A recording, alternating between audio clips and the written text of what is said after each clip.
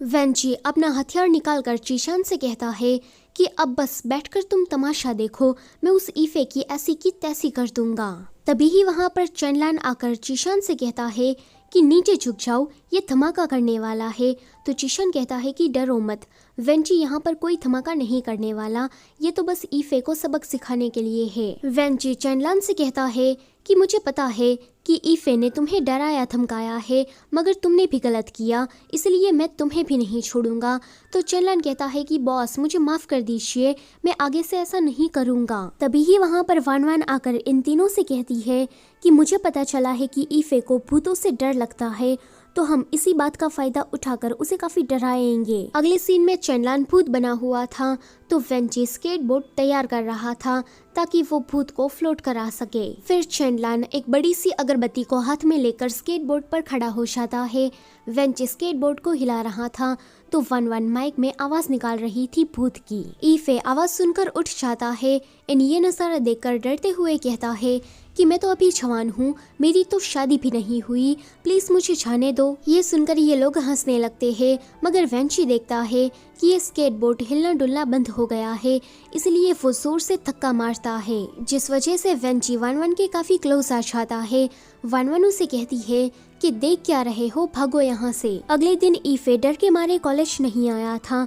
Teacher Feng इन लोगों से कहते हैं कि मुझे पता है कि ये सारा कारनामा तुम लोगों का ही है, इस बार तो मैं तुम्हें जाने दे रहा हूँ, मगर आगे से पकड़े मत जाना, वरना मैं भी तुम्हें बचा नहीं पाऊंगा। तभी ही वहाँ पर प्रोफेसर तांग आकर कहते हैं कि एग्जाम में जितने भी लोग बैठने वाले हैं, तुम्हें उन लोगों के नाम रजिस्टर करवाने हैं। ध्यान रहे कि उसका बैकग्राउंड ठीक होना चाहिए। अगर वो पर्सन नोबल फैमिली से बिलोंग ना करता हो तो उसे परीक्षा में बैठने नहीं दिया जाएगा। आगे ये सभी लोग रजिस्ट्रेशन का काम कर रहे थे कि तभी ही वहाँ पर आंसी नाम का लड़का आता है। वो गुयुवान में ही रहता है और उसे पढ़ने लिखने का काफी शौक है, मगर वो गरीब फैमिली से आता है। उसके पेरेंट्स एक दुकान चलाते हैं। वन वन उसे कहती है कि तुम तो इतने ज्यादा होशियार हो कि गुयुवान के टॉपर को भी टक्कर दे सकते हो, मैं तुम्हारे लिए प्रोफेसर से जरूर बात करूंगी।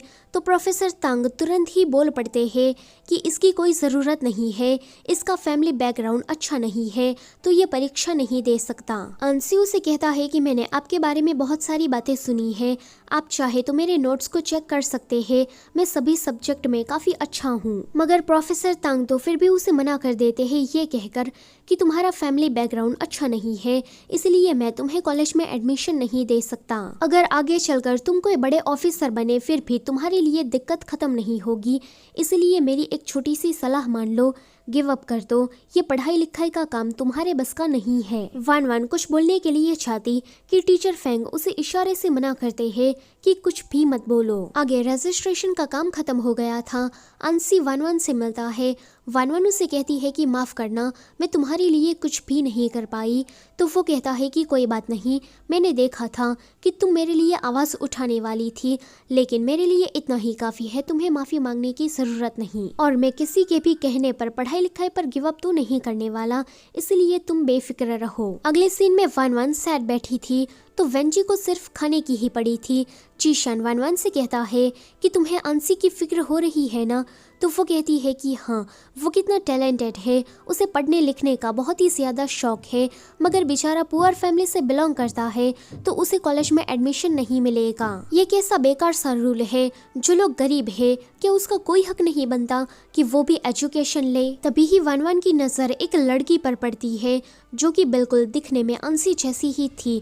वो ये बात इन दोनों को भी बताती है, तो ये लोग उसका पीछा करने लगते हैं। अंशी अभी किसी कोठे के बाहर थी। कोठे की मालकिन उसे कहती है कि मिस्टर ई रोज ही तुम्हारे लिए यहाँ पर आते हैं, तो तुम उसे सर्व क्यों नहीं करती।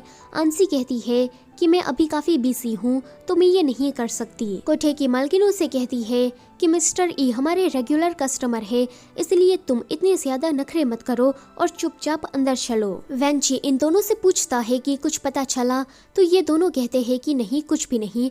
वेंची कहता है कि क्यों ना हम उसे सीधा जाकर पूछ ले कि तुम ही अंशी हो कि नहीं। तो चीशान कहता है है कि हम ऐसा नहीं कर सकते। अगर प्रोफेसर तंग को पता चला कि हम कोठे जैसी जगह पर गए तो वो तो हमें कॉलेज से निकाल ही देंगे, और हमें ये भी नहीं पता है कि कोठे के अंदर ईफे है कि नहीं। तो वेंजी कहता है कि फिर तो ये और भी ज्यादा अच्छा हुआ, हम लोग ईफे को रंगे हाथ पकड़ लेंगे। मगर चीशान इसके लिए मना करता है तो वेंजी उसे कुछ पैसे देकर कहता है कि तुम जाकर रेस्टोरेंट में अच्छा सा खाना खाओ, मैं और वान वान उस बंदर को पकड़ कर आते हैं। यहाँ कोठे के अंदर ईफे अंसी से कहता है कि तुम आज लेट हो पर मेरा मूड आज बहुत ही ज्यादा अच्छा है, इसलिए मैं तुम्हें जाने दे रहा हूँ, अब चलो मेरे साथ ड्रिंक करो। ये सुनकर अंसी उसके पास बैठ जाती है, मगर वो अंसी को टच करने लगता है। इस ईफे के इरादे कुछ भी ठीक नहीं लग रहे थे। अंसी जब उसे पीछा छुड़ाने की कोशिश करती है तो वो उसे चाटा मारता है, जिस वजह से अंसी के कपड़ों से एक किताब नीचे गिर जाती है।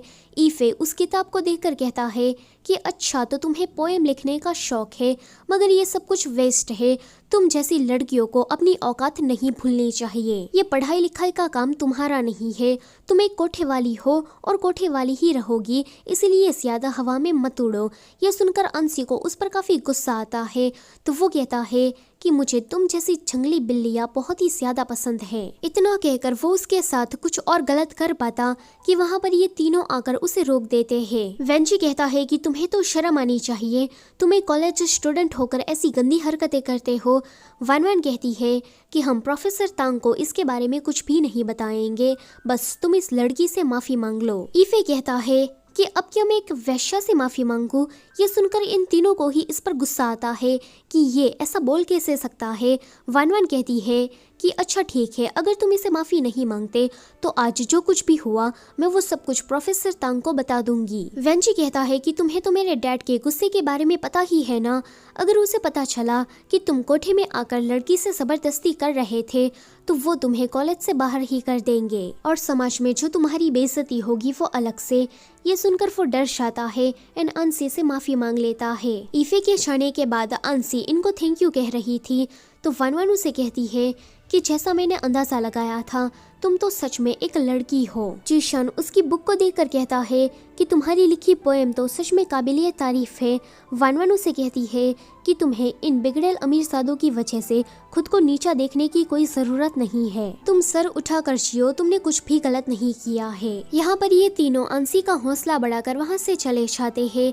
अगले दिन अंसी वान वान के पास आकर कहती है कि मेरी कोठे वाली जॉब तो चली गई, इसलिए मैं तुम्हें सर्व करना चाहती हूँ। वान वान उसे मना करने वाली थी तो अंसी कहती है कि तुमने मेरे लिए बहुत कुछ अच्छा किया है, इसलिए मैं तुम्हें सर्व करना चाहती हूँ, जल्दी से हाँ कहो वरना मैं यहाँ से नहीं उठूंगी। तो वान वान को उसे मजबूरन सच बताना ही पड़ता है कि दरअसल में वो एक लड़की है। वेंजी दूर से उन दोनों को देखकर कुछ गलत समझ लेता है कि यहाँ पर तो चुम्मा चाटी चल रही है, तो वो जल्दी से आकर वान वान को उससे दूर करता है एंड कहता है कि तुम दोनों ये कर क्या रहे थे। वान वान कहती है कि अंसी ने कहा कि वो मुझे सर्व करना चाहती है और मैंने उसे मना कर दिया। वेंजी अंजी से कहता है कि ये लड़का बहुत ही ज्यादा गंदा है, 10-10 दिन तक नहाता नहीं है, इसलिए तुम इसे सर्व मत करो वरना तुम बहुत ही ज्यादा पछताओगी। वान वान उसे जोर से लात मारती है एंड अंसी से धीरे से कहती है कि मैं एक लड़की हूँ और यहाँ पर बहुत बड़े झमेले में फंस गई हूँ,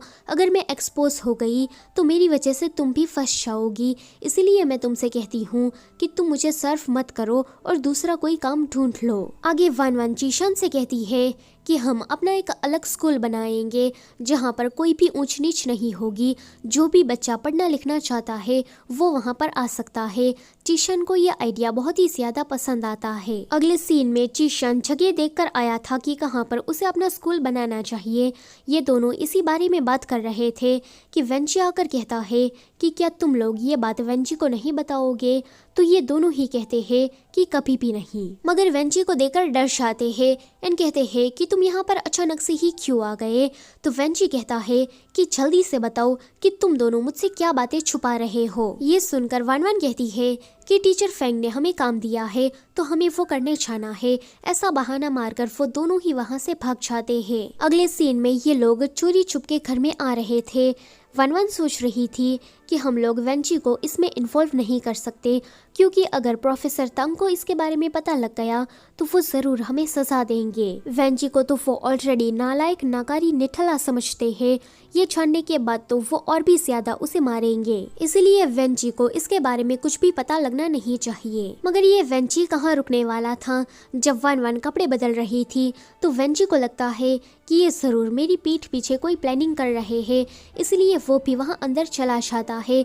मगर वन वन को कपड़े बदलता देखकर वो काफी शॉक्ड होकर उसे कहता है कि क्या तुम एक लड़की हो। वो तो उसके साथ ऐसे ही झगड़ा करना शुरू कर देता है कि तभी ही चीशन आकर उसे इस तरह से देख लेता है एंड उसे भी पता लग जाता है कि वन वन एक लड़की है। आगे इन तीनों की मीटिंग चल रही थी। चीशन कहता है कि ये कब, कैसे और क्यों हुआ।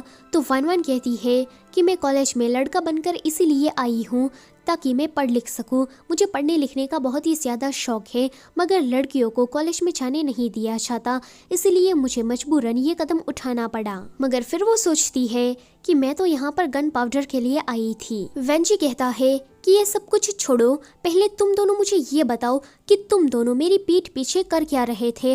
अगर तुम लोगों ने मुझे नहीं बताया तो मैं डैड को बता दूंगा कि तुम दोनों कुछ बड़ा कर रहे हो और ये वन वन दरअसल में एक लड़की है। वेंजी की ये धमकी सुनकर उन लोगों को अपने एक छोटे से स्कूल के बारे में वेंजी को बताना ही पड़ता है। वेंजी कहता है कि ये तो बहुत ही ज्यादा अच्छा आइडिया है, तो इसमें छुपाने वाली क्या बात है।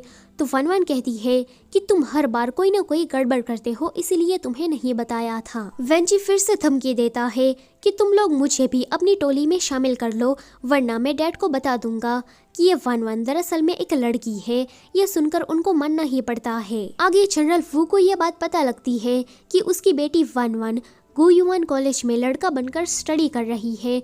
तो ये जानकर वो कहते हैं कि वो इतने सारे लड़कों के बीच में वहाँ कर क्या रही है। अगर ये बात बाहर आ गई तो समाज तो उस पर थूकेगा, फिर तो कोई भी लड़का उससे शादी नहीं करेगा।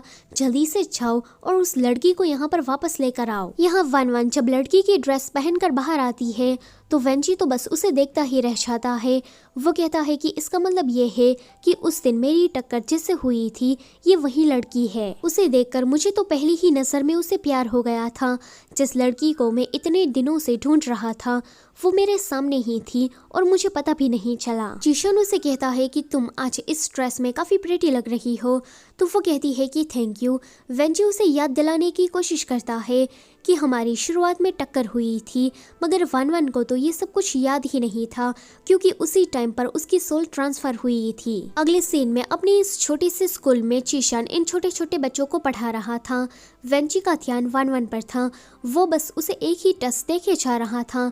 तो वन वन उसे कहती है कि मेरी तरफ इस तरह से देखना बंद करो। तो वो कहता है कि मैं ऐसा क्यों नहीं कर सकता, तुम भी तो चीशन को देख रही हो, तो मैं तुम्हें क्यों नहीं देख सकता। वन वन कहती है कि मैं चीशन को इसीलिए देख रही हूँ ताकि मैं भी सीख सकूं कि बच्चों को कैसे सिखाना चाहिए। ये सुनकर वेंजी भी बच्चों को पढ़ाने के लिए चला जाता है, मगर जब बच्चे उसे उल्टा सवाल पूछने लगते हैं तो वेंजी एक भी सवाल का ठीक से जवाब नहीं दे पा रहा था।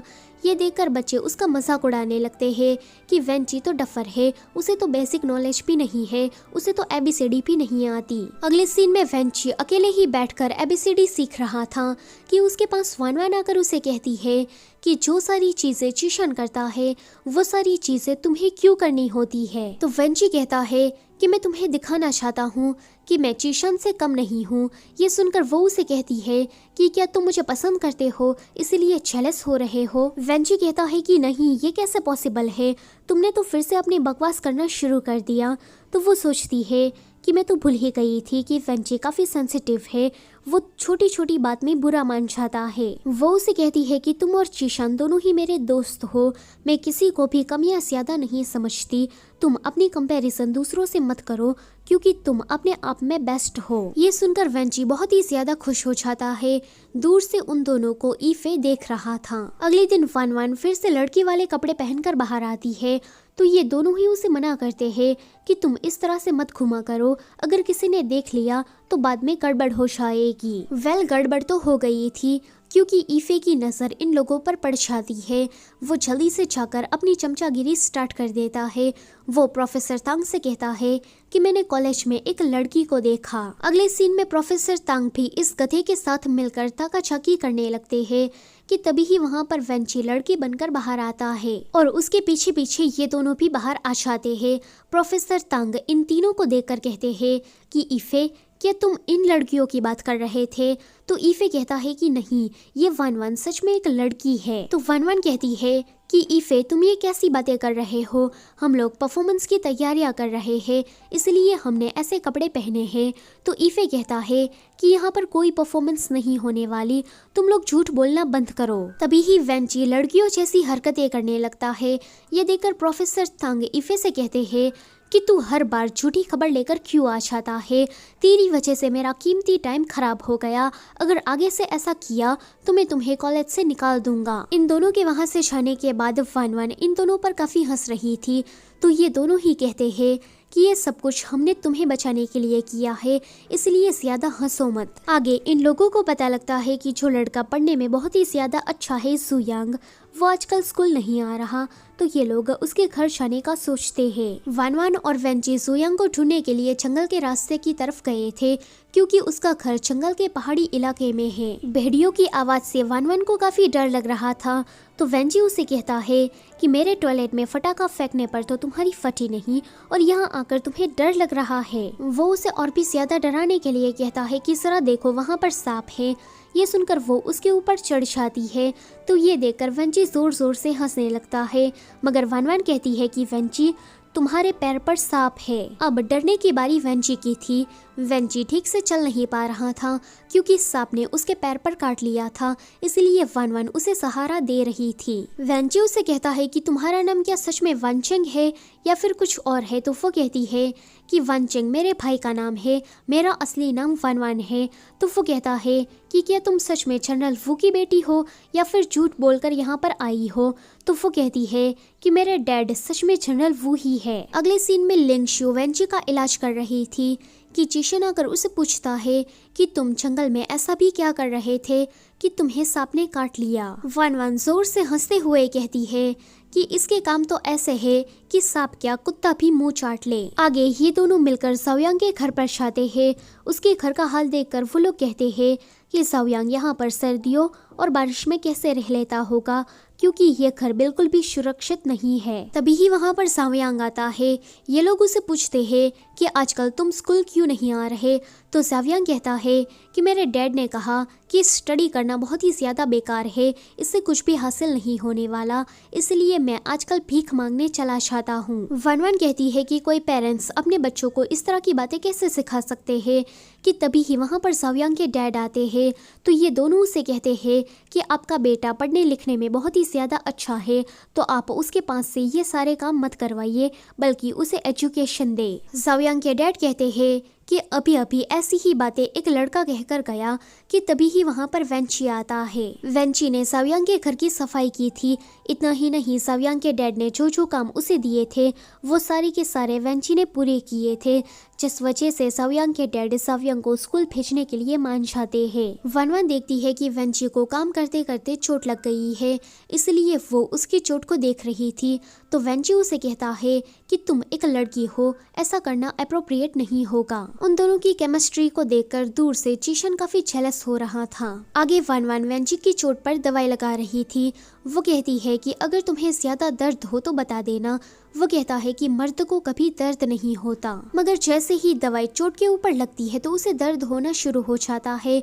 वो जैसे ही कुछ बोलने चाहता कि गलती से उसे फोरहेड पर किस हो जाता है। फिर ये दोनों एक दूसरे को देखने लगते हैं और दूर से चीशन ये सब कुछ देखकर फिर से जेलस हो रहा था। अगले दिन चीशन जब अपने छोटे से स्कूल में बच्चों को पढ़ा रहा था कि तभी ही वहाँ पर ईफे आकर कहता है कि प्राइवेट स्कूल रखना ये कानून के खिलाफ है, तुम यहाँ पर ये सब कुछ नहीं कर सकते। आगे ये सब लोग प्रोफेसर तांग के सामने होते हैं। प्रोफेसर तांग कहते हैं कि झुक जाओ, मगर वेंची नहीं झुकता। वो कहता है कि वो लोग भिखारी है, गरीब फैमिली से बिलोंग करते हैं, तो क्या उनको एजुकेशन नहीं मिलेगा? क्या उनकी ये गलती है कि उन लोगों ने गरीब फैमिली में जन्म लिया? क्या उनका ये हक नहीं बनता कि वो भी बड़े होकर कोई स्कॉलर बने? प्रोफेसर तंग कहते हैं कि ये वेंची तो है ही नालायक। जीशन, तुम कल से प्राइवेट स्कूल चलाने मत जाना। अगर किसी बड़े ऑफिसर को पता लग गया तो तुम्हें सजा मिलेगी, साथ ही साथ में तुम्हारे पेरेंट्स को भी सजा मिलेगी। इसलिए तुम इस मामले को यहीं पर ही रफा दफा कर दो। तो ये वाला पार्ट मैं यहीं पर ही ख़त्म करती हूँ। वीडियो अच्छी लगी है तो उसे लाइक करो और चैनल पर नए हो तो उसे सब्सक्राइब करते जाओ। Thank you for watching.